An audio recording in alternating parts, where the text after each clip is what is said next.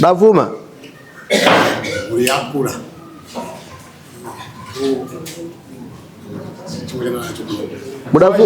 Pfuma. Vatezvara kuda Pfuma.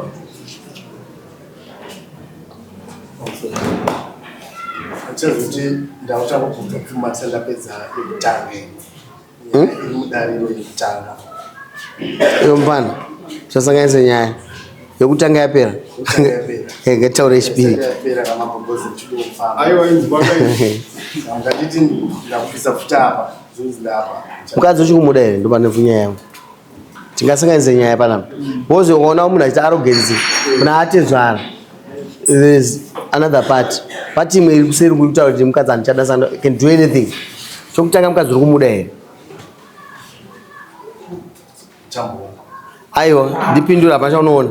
Nokuti atezvara wako atoda Pfuma. Sitawaitwa tezvara ndazvinzwa iri kuuya. Kuti wabvunza kuti zvokufamba zvagara zviri kuitwa nokuti inyaya taita iri separate pane nyaya. Saka ngatitaure nyaya ichita sei chipera. Uri kuda mukadzi wako. Wozi hapana need yokuti ushamure tezvara wako akakuberekera munhu ane mimba yako izvozvi. Chifo. Kwandiri it doesn't make any sense. Wozi tezvara wangu nditezvara wangu. Kunyange ndagumbuka kuti mune imwe nyaya yemudariro pande atezvara wangu.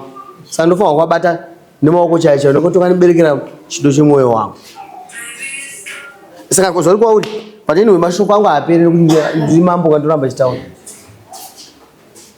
Uri kumuda here mukadzi? Auchamuda. But atezvara uyu achimukwasha kuti haana kubvisa Pfuma. Haana kupa gupuro. Ana atezvara nda Pfuma yangu. Chirege ndidhire naye ini. Ana atezvara nda Pfuma. Toda zuva.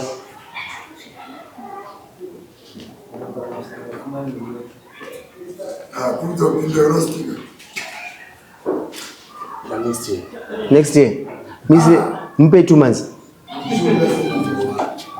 Andira kuzoita joke muno. Ndakagara pana ndakapfeka ichi ndatumwa kuzotonga. Ndakanga ndakufara nemuno ina ndakuzofara nemi. Ndakuzogadzisa nyika yedu. Ino ndinofanira kusiya iri level. Kudenga kunde ndiri ndega ndichitsva andisuzwa ndikuenda kubati kwandiri kuenda kwakanaka. Wozi nematongera ndikuita kwakanaka.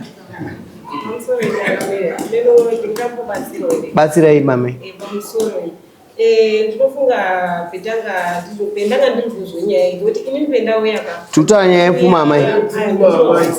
Tuta nyaya yePfuma yasiyana. Yamakusene yasiyana. Ndiye ndinoda kuti ndipinde peiri kuti titsvage mari yekuti tifambe. Then ndochizopinda apa hatisi kuramba kubvise Pfuma kuna baba. Pfuma yedu tinobvisa nokuti titorimo mukati memhosva. Kana iye nyangwe ari kuti mukadzi haachada. Asi Pfuma unofanira kuti abvise ngekuti mukadzi wakamuberekera vana ane mhuri. Saka Pfuma anofanira kuti abvise. Saka handizivi ndine chikumbiro chekuti mungatipo here kuti tikambopedze iye kuti tifambe. Ndipe nguva. Then ndochidii? Ndipe nguva. Kunze wakachena ukamaya mambotesa panzi. Saka kwakatochena kusvika next year. Tipe nguva. Nguva yatanga tataura isusu kuti tifambe ndaita ti next month.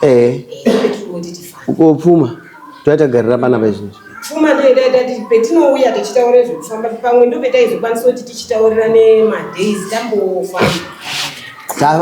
Inini ndazvinzwa zvawataura. Chikumbiro chenda chibata. Indavapa 2 months. Pachifunga futi 2 months ndinoda funga Pfuma tuwe nokuti muchembera kuda mari. Amai mwana wanyane vana vangani? Ni mwana wa baba. Wapenyu 3. Wandi yakaita sei? Akashaya. Pesa apa mamusingazodi Pfuma nende. Iye wacho ndi. Ayo mupindura inga matura nyaya. Saka ngati respect mwana womwe munhu. Imimi muri murorwa mumusha menyu. Kumusha kwenyu kwamabva kwamutare vakatoti Pfuma magara maharera mai. Makarorwa kurudzirai vana varore. Izvi zvokuti zvibhagera zvokupinda dzimba dzevana muchivisa zvibhagera zvisiri mupe 2 months munyinginawo.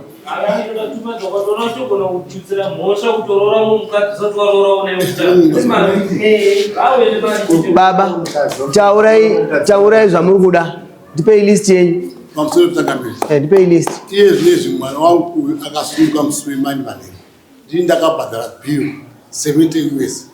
mwana abuda rapo. Nyanga dzabhadhara $100. Ndinda kabhadhara $70 mwana abuda. Sikatara maplese kumasure. Kuti abude kupi? Hospital kuzochipiwa. Airwara futi. Ndinda kabhadhara bill yokuti mwana abude hospital akabatwa hospital. Kusuwe chipiri uno. Kuera. Nduze.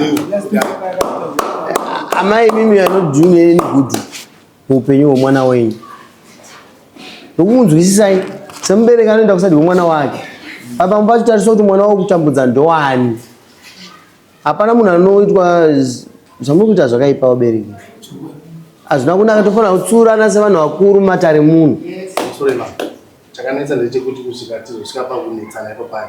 Murandakadzi wangu aiwandira kubvira amai vake. Takafunga tisati tatombosvika kuno mwana ashaya tichinetsana. Takambonzi namama uyai kumusha akaramba.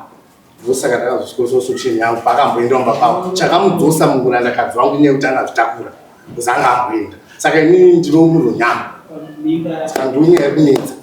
Takambonzi tiuye kumusha akaramba. Saka nhasi nekuti akadzoka nekuti anga azvitakura. Akadzoka inini ndano imwe dziye ndandaronga. Ndano mukadzi ndanda. Ora adzoka unorara naye. Adzoka aunozorara naye. Tiva vanhu venyama. Ndatora statement yako kuti vanhu venyama. Andina. Auna. Kasi mimba ngwaidisa. Mimba yanga iripo kudhara. Nga iripo kudhara. Saka anofanira kuramba achisafa. Ndinokuti asafi. Asi mama, patsore mama. Chinoita kuti tizosvika ipo paya nyekuti tikatadza kunzwisisana kana kuti mumba mukaita vana baba vaviri. Handizvirwise because ndogadzisa maproblems angu. Inini ndoita head on now. Because problem ka mumwe munhu akafanira kusafa because ndira dzangu. Ndofanira kuita head on neproblem yangu. Ukaona munhu akadaro neseka ane problem. Mirai mukuru tichakuramba takananga nemufano. Because muda pfuma mudhara. Uya mwana unyafanira kuchengetwa. Angakwanisa kuchengeta mwana oisa pfuma ane responsibility mweada kubvisa kapa. Mukadzi uchadaka tamupa 2 months yekuisa pfuma chendawo uyu munhu unongaro uri muchokwadi sungaku yatopera takutopinda mune dzimwe nyaya daidzira imwe nyaya Linda po. Amos yamba.